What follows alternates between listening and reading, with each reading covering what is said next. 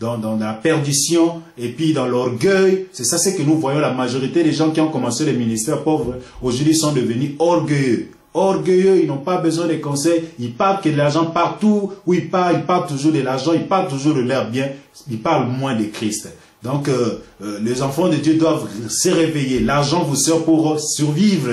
Dieu vous donnera ce qui est. C'est pourquoi Salomon disait, je ne veux pas que tu me donnes beaucoup. Donne-moi ce qu'il faut pour moi. Donc, ne me donne pas moins, donne-moi ce qu'il faut. Donc, si je manque beaucoup, je vais peut-être t'abandonner. Donc, si tu me donnes beaucoup, je vais aussi perdre ma foi. Mais donne-moi ce qu'il faut pour survivre.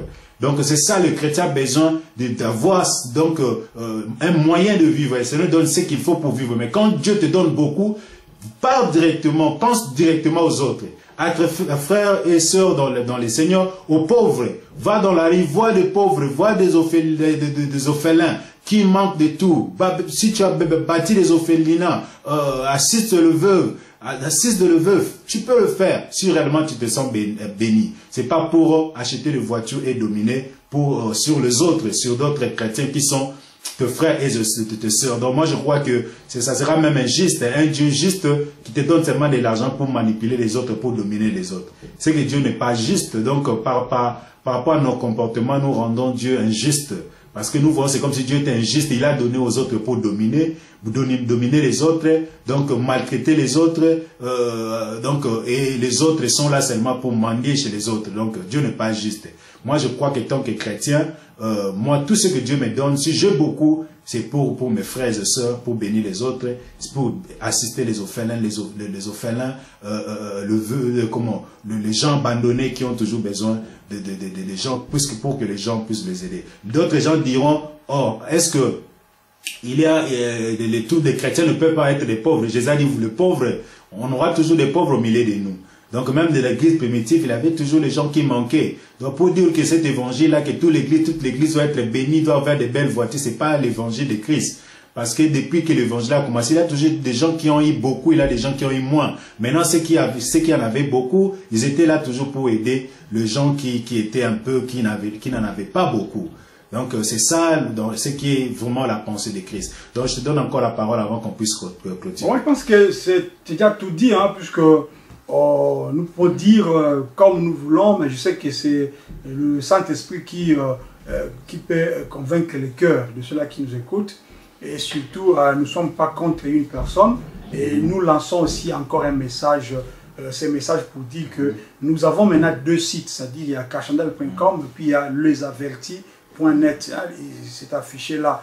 Pourquoi est-ce que nous voulons faire tout cela? Puisque nous croyons qu'il y a une guerre dans ces médias, il y a une guerre dans le monde des médias. Et étant enfant de Dieu, je pense que vous êtes réellement invités à venir partager avec nous. Si vous avez des idées contraires à ce que nous avons parlé, puisqu'il y a toujours des sceptiques, hein, des gens qui vont dire que oui, est-ce que Dieu est contre l'argent? On n'a pas dit que Dieu est contre la richesse. Dieu, ce qu'il ne veut pas, c'est que nous donnons, nous ayons l'amour de l'argent. Dieu veut que nous prospérons, oui, mais que ta prospérité, comme le frère vient de le dire, sert à aider d'autres gens, tout autour de toi déjà. Lorsque nous remarquons, comme le frère a dit, que vous êtes ou tu es un pasteur, je sais pas, je dis toujours pasteur, mais tu peux être apôtre ou évangéliste dans une assemblée quelconque, une église quelconque. Mais comment est-ce que c'est seulement toi qui paraît être bien? Pourquoi est-ce que d'autres sont trop minces, ils ont des problèmes, tu vois qu'ils ne savent même pas bien donc se couvrir, c'est-à-dire s'habiller, mais toi tu roules avec des voitures luxe, tout ça. Mais moi je pense que ça montre déjà que c'est l'égoïsme. Alors quelqu'un qui est égoïste ne peut pas être un berger, puisqu'un berger c'est celui qui, même s'il a faim, il donne quand même la nourriture aux brebis. C'est pourquoi nous disons toujours que si nous remarquons des choses comme ça, nous pouvons déjà dire que ce n'est pas un berger, mais c'est un mercenaire, hein, qui vient, lorsqu'il a l'argent, lorsqu'on le donne de l'argent, il vient, lorsqu'il voit que l'église ne paye plus, il commence à bombarder des messages tels que, comme on a dit, des Malachie 3, tout ça, pour faire peur aux gens, afin que les gens donnent. À vous aussi, mes bien-aimés qui sont enfants de Dieu.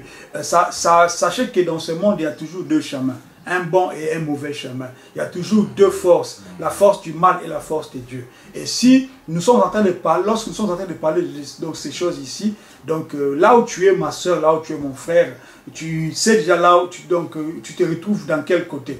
Des côtés de ceux-là qui sont en train de te dépouiller, ou le côté de Jésus-Christ qui lui-même, après avoir prêché, il donnait la nourriture aux gens qui venaient, sans pourtant demander s'ils ont l'argent ou ils n'ont pas l'argent. C'est pour dire que si nous sommes chrétiens, nous devrions faire la bonne part, nous devrions faire donc les œuvres du Christ, c'est-à-dire nous serions même prêts à nous offrir pour les autres. Si tu as 1000 euros, et que tu vois quelqu'un qui te demande 100 euros, ne lui donne pas 100. Donc tu peux lui donner même 200. C'est un exemple pour dire que nous devrions être prêts à donner à d'autres qui en manquent, afin que cette joie puisse être aussi partagée. Nous vous aimons beaucoup. Quelquefois, nous parlons avec un ton monté, mais tout cela, c'est dans...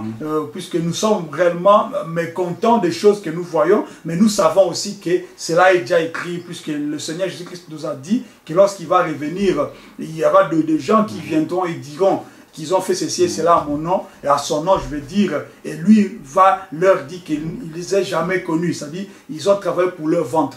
C'est pour ces messages que nous sommes en train de parler. Un jour va réellement se réaliser lorsque le Seigneur reviendra donc pour nous rassembler et nous prendre avec lui. C'est-à-dire nous sommes en train de faire ce travail et nous avons besoin de vos soutiens. Merci pour ceux-là qui nous soutiennent, hein, même anonymement. Merci et que Dieu vous bénisse. Continuez à nous soutenir.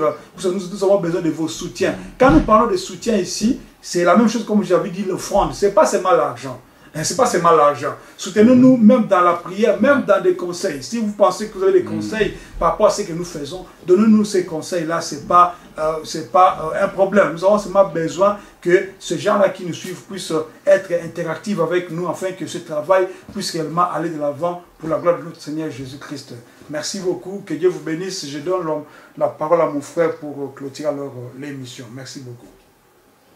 Donc, bien-aimé dans le Seigneur, merci frère Fabrice, que le Seigneur te bénisse. Bien-aimé dans le Seigneur, merci pour vos soutiens, comme on venait de... Je sais que vous priez aussi pour nous, vous passez votre temps, c'est déjà vraiment le fond à Dieu pour que cette œuvre puisse aller devant. Donc le fait de donner 5 minutes, 2 minutes pour prier pour nous, donc je crois que le Seigneur va vous bénir. Donc, on n'a pas besoin seulement de vos soutiens, comme on dit souvent, matériel ou bien financier, mais on a besoin plus de vos prières aussi. Je crois que là, Dieu, c'est ça, c'est qu'on a plus besoin, quoi. Donc, restez connectés, nous allons continuer ce thème. Prochainement, nous allons développer encore un sous-thème par rapport à ce thème de la gratuité de l'évangile. Aujourd'hui, on a parlé chrétien et l'argent, et nous allons parler encore d'autres choses pour votre édification. Donc, restez connectés sur Kachandel. Quant à nous, aujourd'hui, on vous dit à la prochaine fois, que le Seigneur vous bénisse. Bye.